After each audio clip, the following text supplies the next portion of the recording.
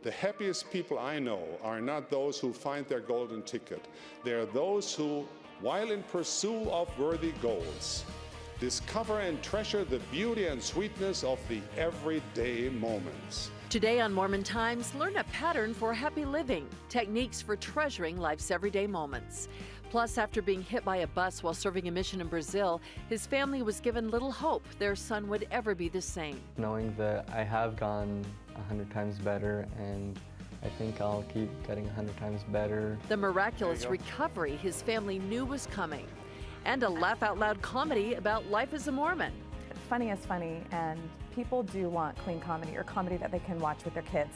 It's an entertaining new web series that won't have you covering your ears.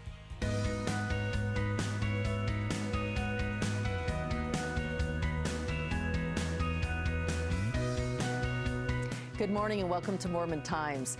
In an address to the women of the church, President Uchtdorf told us not to forget to be happy now. Never stop hoping for all of the righteous desires of your heart. But don't close your eyes and hearts to the simple and elegant beauties of each day's ordinary moments that make up a rich, well-lived life. Good advice for anybody, but actually taking the time to treasure the sweetness of everyday moments can be difficult. Communication and relationship expert Matt Townsend has some ideas that can help us. We're glad you're here. And why is it so difficult for people to treasure the here and now? Well, most of us don't want to be here right now. Oh. You know what I mean? We want to be thinking about tomorrow, and we're always kind of stewing about what happened yesterday. So we get caught up in the past and the future, and then none of us tend to live in the moment. And the sad thing is all the sweetness, all the joy, all the spirit, all the great feelings are always in the now. So you say we have to stay in the present. Don't worry about the past and everything that's gone wrong or what could go wrong. Well, you can't. You can worry about it. The problem is the minute you do, guess what happens? You can't do anything about the past. So the only time you can fix the past is in the now. The only time you can prepare or do anything about your future is in the now, which is why the scriptures say now is the time to prepare to meet God. Right? And so now it's always going to be in this present moment that we've got to be here. And I honestly think that's one of the big tricks of Satan, is just to keep us out of the moment. Because as long as we're out of the moment, we can't learn, we can't grow, we can't feel the Spirit. Another one you say to live out of love and not fear. Yeah. And fear can really hold you back. Oh, incredibly. So here's an example. I had a son who fell playing football, broke his arm. As we're sitting there in the emergency room, two bones broken, arm, major curve. He's totally freaked out, cute as can be, but I'm sitting there thinking, this is scary, we're waiting for the x-rays, are we gonna need surgery? But then all of a sudden, as I just sat right next to him, and I just rubbed his head and touched his face and looked in his eyes and was in the moment, all of a sudden I felt love, and the fear dissipates. So when I'm present in the moment and I feel the love of somebody and I'm serving somebody in the moment, all of a sudden the fear goes away, and this crazy broken arm moment became this incredible moment of service, of joy. We got to give him a blessing. The blessing, by the way, the prompting to give this boy a blessing came in the moment, in the now, because I wanted to love the boy. Our fears keep us so caught up, and again, in the past of what we've blown, our shame, and our future, the things that we don't want to ruin. And so if we can stay in the moment and find the love, I think, again, that's where the Savior was so magical, is because he always was in the moment. When he turned to the woman caught with a blood disorder, there was a moment with that woman. And it was out of love. It wasn't out of fear. It wasn't out of trepidation. He was always in love. And it's more about what we can give then. Yeah. And the minute you're into giving, guess what? You're no longer into yourself. Right. So, which means you're going to feel the Spirit, you're going to feel the peace. Okay. And that kind of leads right into service, which is offering the gifts, your gifts, to the world. How do you do that? World's a big place. It's a huge place. And you know what? I think every one of us has gifts. And I think the power of our gifts is it's the closest thing we're going to have to godliness or to perfection. And so I'm sitting there one day, we went to an event where they were taking all of the choirs in the Salt Lake Valley, and they took them up to Dr. Brady Allred at the University of Utah, who's just a master. And as he's up there leading all of these choirs, he is so gifted at what he does that as I'm watching this incredibly gifted man doing what he does the very best, and I was present, and I was just trying to enjoy it, I felt incredible peace, and sweetness. The sweetness, and I could treasure up this moment of watching someone totally magnifying their talents. The moment I feel most aligned and most connected to my God is when I'm so enveloped in what I do very best, like a teaching or whatever moment. And I've just found if we would just get into our talent, even if it's just playing piano, even if it's loving a child, whatever we do best. And we all have something. Everybody, everybody has something. So we have to find the gift. I mean, my wife all the time says, I wish I had a more obvious gift. The problem is some of our gifts aren't as obvious. But through discernment, we're going to be able to find what our gifts are. And when you're in the gift, you'll find the sweetness. Okay, I like that. And the last one is to always remember Him. Always remember Him. Now think of that. How many times do we hear that? And think about when you hear that. So we hear that in this important covenantal moment, and we're supposed to constantly remember Him. If all things lead to the Creator, if all things lead to the Spirit of God, then the Spirit of God is in every moment, and the Spirit of God is in every thing that we see, every experience we have. Even in the trials and afflictions. Even, especially in the trials and the afflictions. But we have to remember Him. If we remember Him in the now, in the present, in the trial, we'll feel the love, we'll feel the gifts, and the gifts will help us get through it. So it all comes together. Of all people that should be able to feel the sweetness, it should be the people that always remember Him. Wonderful. Thank you so much for bet. being here, Thanks, Matt. Michelle. Appreciate that. And we'll have more on this topic on our webpage at mormontimestv.ksl.com, where you can also get a link to Matt's website at matttownsend.com.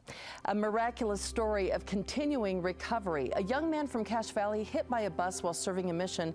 The doctors believed that he wouldn't survive, but he proved everybody wrong. Up next, he talks with us about the accident and his faith.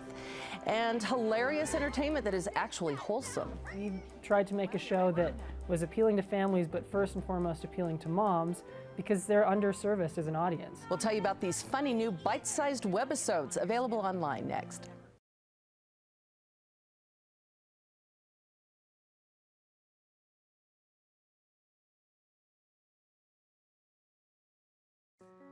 Earlier this year, a missionary was hit by a bus while serving in Brazil. It was a very serious accident. The doctors there never expected him to recover.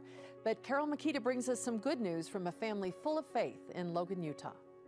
We got his first letter from when he was on his mission, and it said, I can't believe I'm here doing what I've been dreaming about doing my whole life. His parents say Britton Schenk began preparing to serve a mission as a very young boy, and he was living his dream. But last March, after 21 months in Brazil, Elder Britton Schenk started to cross a street in Sao Paulo when a bus struck him. He suffered traumatic brain damage. His parents arrived a few days later. They had told us that there had been no blood or oxygen supply to his brain, so we were going to the hospital to tell him goodbye. The next day, the surgeon said he would live but not function.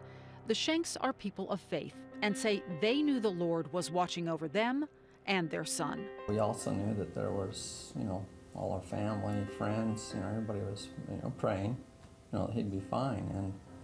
And I don't know, we just had that feeling that it was going to be okay. Even when they gave us the bad news, it was still okay. What do you do with shampoo? What do I do with shampoo? I put it on the hair. Speech pathologist Kathy Gans works with Britton. After 4 weeks in a coma in Brazil and another 7 weeks at the University of Utah Hospital, he had to relearn everything. I can walk pretty much normal now. I can talk really good. Here we go. Britton's parents have shared emails with his Brazilian neurosurgeon. He told us they continue to talk about Britton every day and his recovery, and he said we truly witnessed a miracle. His parents agree. Just a week after they arrived in Brazil, while Britton was still in a coma, they were invited to speak at a missionary conference. We looked those boys in the eye, those missionaries, and we told them, he is going to be okay. He is going to be okay. One of Britton's most memorable experiences was reuniting with his friends who had also served missions. Each one of them stopped at the hospital before going to their homes to see him. They offered support and encouragement. A couple of them that went there once each week, to help me, and it was really fun to be with them because I just felt like it wasn't any different. I didn't get hit or anything, and I was a normal, fun guy that I had with all my friends. Something else worked as well. When Britton was first injured, the Shanks started a blog, and soon hundreds and hundreds offered support. It's been very positive. Very.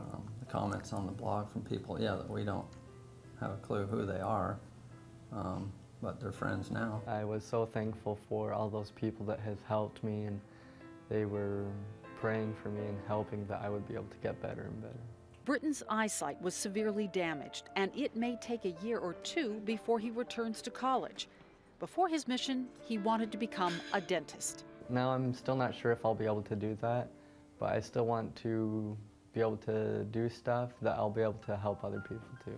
Carol Makita for Mormon Times. It's really amazing. A few weeks ago, Elder Shank was able to report on his mission in his home ward.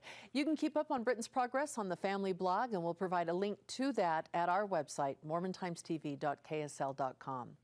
Well, comedy doesn't have to be crude. Coming up next, an LDS comedian who is funny without being offensive. And then eventually I'll be so celebrity that I can just like name my kids after stuff in my purse, you know?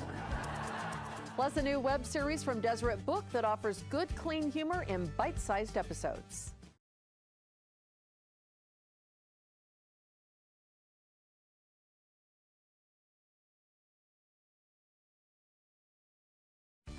Some comedy can be crass, but it doesn't have to be. Jenna Kim Jones is proving that you can be funny without being offensive. Here's her story. All right, are you guys ready for your headliner tonight? Give it up for Jenna Kim Jones, ladies and gentlemen.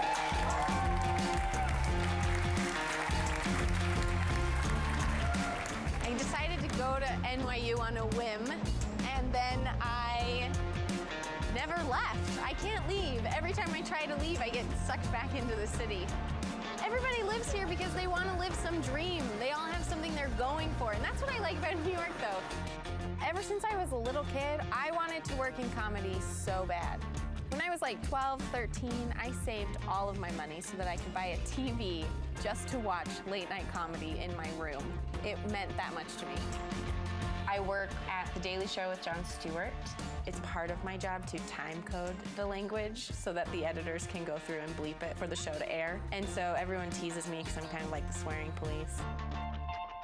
My mom was always a huge inspiration because she would say things like, well, why not you? Someone else might do that. Why not you? She wanted me to go and pursue my dreams. Look at you, beautiful people. I just tell people that I just lost 50 pounds. So that they'll look at me and be like, oh my gosh, you look amazing.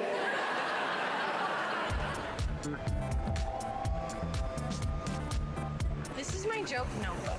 This is where all of my ideas are poured into. Comedians, they all work really hard at it, and it's a skill that they've developed and honed, and I have a huge respect for them because I know that it's not easy. And then eventually I'll be so celebrity that I can just like name my kids after stuff in my purse, you know? When your laugh really hits, you can almost feel it push back on you. So there is actually a force of laughter that you can feel when you're on stage, and that is the greatest feeling you can get as a comedian.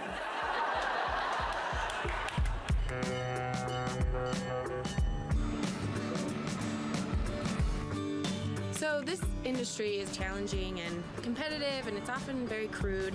And while I respect other artists, I feel like it's unnecessary for me to use language that might make people uncomfortable, because that's not who I am. And ultimately, I believe if I'm true to who I am, it's just going to help my comedy and all other aspects of my life.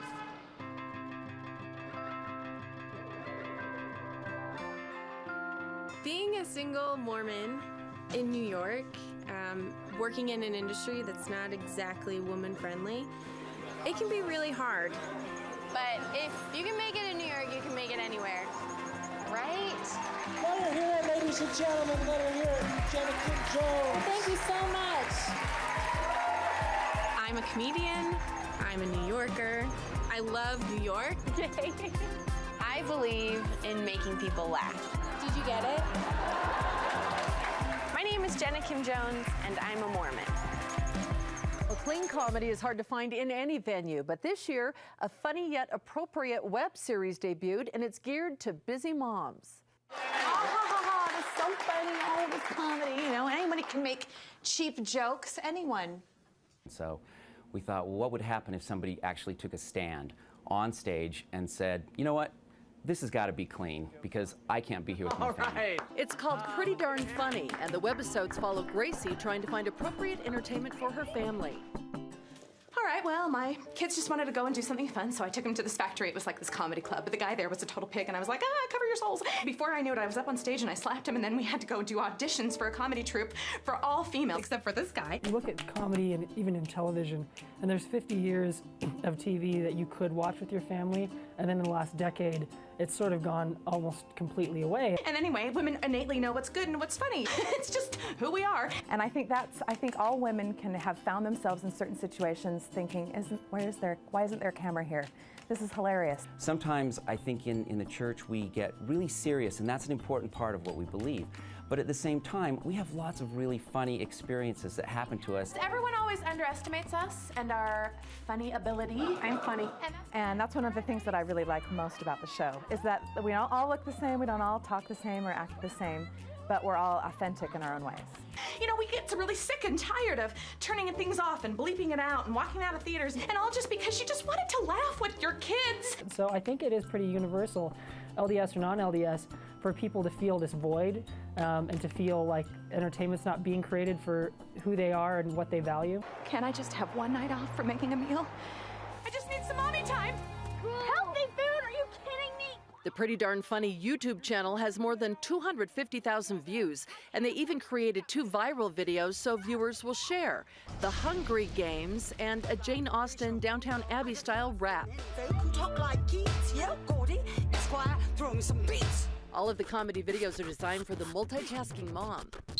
Okay, everybody, stop stuffing yourselves and make me laugh. Starting with school, Marm. They're bite-sized webisodes, so you can watch 8 to 10 minutes, and you can go back to your busy life, and you can watch it in your car while you're waiting for your kids to get out of school. We can find 4 funny women easy. Bottom line, this mother of 5 says women shouldn't take themselves so seriously. We do need to just laugh, and I think it's a great stress reliever. I think it's a great way to endear yourself to somebody. I think it's a great way to connect with your kids. I think it's a great way to bond with other people. Jeff and Jared created another web series called The Book of Jeremiah. It's a family show that's a cross between a mystery and a religious thriller. You can get the link for that and to Pretty Darn Funny by going to our website at mormontimestv.com. And a well-made, action-packed movie with strong LDS ties is Saints and Soldiers, Airborne Creed. What if I don't come back? Then I'll come get you. Let's do a lineup. The film focuses on the mission of a parachute combat team that jumped into the south of France into Nazi territory in 1944. Actor Jason Wade plays Bud Curtis, a fearless LDS member who played a key role in the mission. This is Curtis as he prepared to make that historic jump as a member of the 517th. In 2004, Curtis was one of 2 veterans from the 517th chosen to receive France's highest award, the Legion of Honor. The movie chronicles the challenging experience this unit went through. Saints and Soldiers Airborne Creed is playing in movie theaters throughout Utah. We'll have a link to their website at mormontimestv.ksl.com. Coming up next, a young man with autism spends part of his summer serving in the jungles of Guatemala. I learned from that experience that hard work is always an essential core value of why we live here on this earth. He hopes others with disabilities will be inspired by his example. We'll be right back with that story.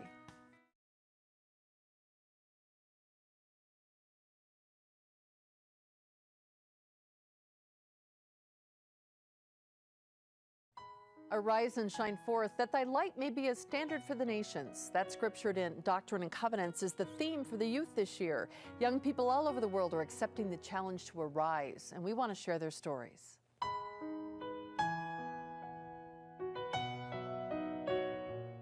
My name is Abby Doman. I'm from St. George, Utah, and I'm 13 years old. I think I can do a lot by just spreading my story. On May 18th in 2011, I was at my school. I collapsed and died for 13 minutes. The gospel is an important part of my story. I hope to inspire people so they can learn more about Jesus Christ. On Pay It Forward for Abby Day, we did baptisms for the dead, we mowed our neighbor's lawn, we handed out Team Doman bracelets, and we let people in front of us in line. It was a really, really special day. I think I'm a light by smiling in the hallway and sharing my story. You're always a light, no matter what. My name is Abby, and that is how I arise and shine forth. Earlier this summer, a group of Utah students spent 2 weeks in the jungles of Guatemala helping with humanitarian needs in the community of Octenamit. It was an experience that helped one young man understand that despite his disability, he can be a role model for helping others. My name is Austin Snow. I have high-functioning autism, but I don't let autism stop me. For years, Austin has wanted to go on a humanitarian trip. His dream was fulfilled this summer when he went to Guatemala with YouthLink, a Utah-based nonprofit group. There is something about serving people that brings a lot of joy and happiness in my own life. While there, the group is able to provide water filters for 32 families, help improve a community center, and teach lessons in the classrooms. I found that when I serve others, I tend to forget about my own problems. And when I serve others, it lifts me up. Having already served a mission in the Family and Church History Department in Salt Lake City, service has been an important part of his life. He believes that through his disability, he can bless the lives of others by serving them and by standing as an example. I can use my disability as a way to make a difference. Oftentimes, people need the viewpoints of people with disabilities in order for true understanding to take place. Jesus Christ taught us that if we're nice to people, that they'll be nice to us back, that if we return compassion, then we'll have compassion return to us. I always thought of Jesus Christ as one of the world's greatest humanitarians. Because with volunteer work, you essentially let go of your own selfish ambition and your own selfish pride. By working, we can develop our talents, and then we can use our talents to bless others. Austin is a student at Brigham Young University. He's studying special education and hopes to one day teach in a school that specializes in serving children with mild to moderate disabilities. Thanks so much for joining us today on Mormon Times. You can rewatch or share the content of today's show from our website. Just go to mormontimestv.ksl.com. We hope you enjoy the rest of your Sabbath day.